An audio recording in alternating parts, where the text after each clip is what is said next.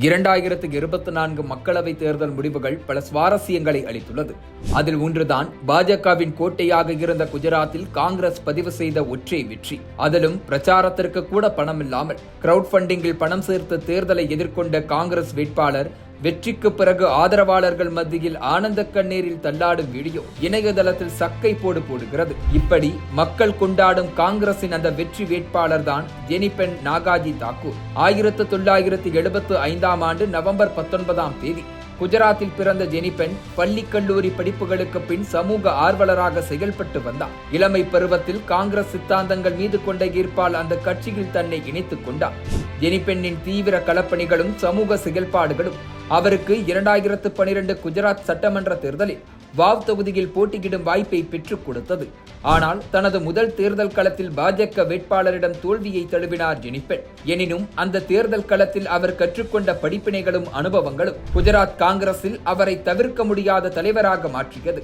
இதனால் அடுத்து வந்த 2017 சட்டமன்ற தேர்தலிலும் மீண்டும் அவரை வாவ் தொகுதியில் களமிறக்கியது காங்கிரஸ். அந்த தேர்தலில் 6655 வாக்குகள் வித்தியாசத்தில் பாஜக வேட்பாளரை தோற்கடித்து வெற்றி கொடி நாட்டினார் ஜெனிபென். அக்காலகட்டத்தில் ஜெனிபென் முன்வைத்த பிற்போக்குத்தனமான கருத்துக்கள் விவாத பொருளானது. குறிப்பாக குஜராத்தின் பனஸ்கந்தா மாவட்டத்தில் தாக்கூர் சமூகத்தினர் வாழும் 12 கிராமங்களில் திருமணமாகாத இளம் பெண்கள் அலைபேசி பயன்படுத்துவதற்கு தடை விதிக்கப்பட்டது.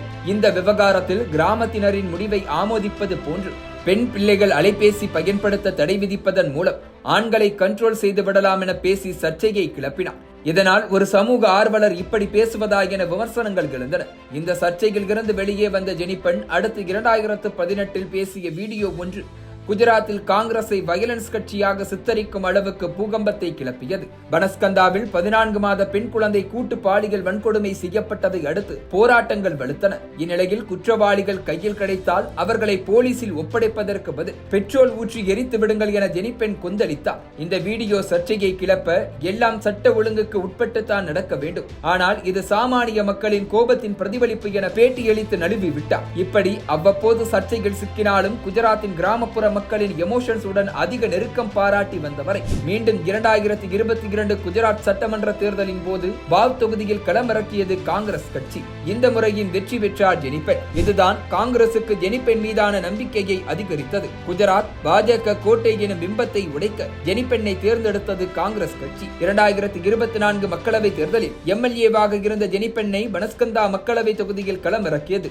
ஏதோ ஒரு ஆர்வத்தில் களத்தில் இறங்கிவிட்டாலும் பிரச்சாரத்திற்கு கூட பணமில்லாமல் தடுமாறினார் ஜெனிபென். காங்கிரசும் வேட்பாளர்களை ஆதரிக்க பணமில்லை என கைவிரித்து விட்டதா கிரவுட் ஃபண்டிங் முறையில் பணம் திரட்டி பிரச்சாரத்தில் இறங்கினார். அவரது இந்த கடின உழைப்புக்கு பலன் கிடைத்துள்ளது. குஜராத் பாஜகவின் கோட்டை என பிம்பம் தகர்க்கப்பட்டுள்ளது. பாஜக வேட்பாளர் ரேகாபென்னை தோற்கடித்து 30,406 வாக்குகள் வித்தியாசத்தில் வெற்றியை பதிவு செய்துள்ளார் ஜெனிபென். 10 ஆண்டுகளுக்கு பின் குஜராத்தில் இருந்து காங்கிரசுக்கு ஒரு மக்களவை உறுப்பினர் கிடைத்துள்ளார். கட்சியின் அடிமட்ட நிலையில் இருந்து மெல்ல மெல்ல உயர்ந்ததா ஜெனிபென்னின் வெற்றியை தங்களது வெற்றியாகவே கொண்டாடி வருகின்றனர் பனஸ்கந்தா மக்களவை தொகுதி மக்கள். தேர்தல் வெற்றிக்கு பின்னர் அவரை கட்டியணைத்த மக்கள் கூட்டமும் ஆனந்த கண்ணீரில் தள்ளாடிய ஜெனிபென்னின் மகிழ்ச்சியுமே குஜராத்தில் காங்கிரஸ் பெற்றிருக்கும் இந்த வெற்றி எவ்வளவு முக்கியமானது என்பதை உணர்த்துகிறது.